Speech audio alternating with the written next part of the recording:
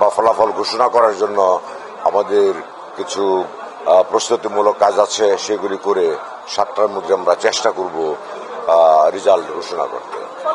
এটা আসলে আমরা ভোট গণনা করতে যে অনেকে আমরা এখানে কাজ করছি, কারো গতি বেশি কারো গতি কম, কিন্তু আপনারা যখন জোরাজুরি করেন একটা সময় বলার জন্য, তখন অনুমান করে বলি, অনুমান তো সবসময় বাস্তবসম্মত হয় না।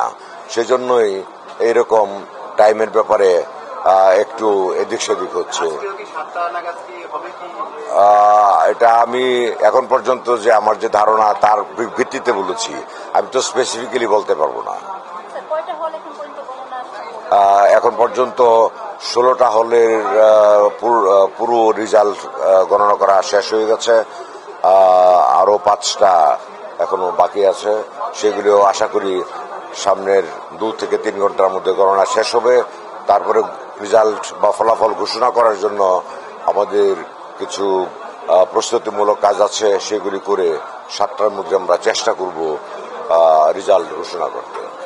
যদি কারো ইচ্ছে হয় বর্জন করবেন, কারো ইচ্ছে হয় গ্রহণ করবেন, এটা ওনাদের গণতান্ত্রিক অধিকার।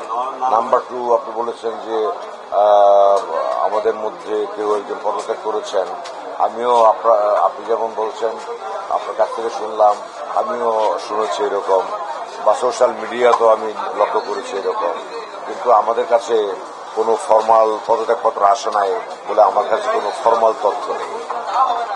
আর তৃতীয় আরেকটা বিষয় বলেছেন যে কেউ কেউ বর্জন করেছেন, কেউ কেউ পদত্যাগ করেছেন, গণনা করে কি লাভ হবে?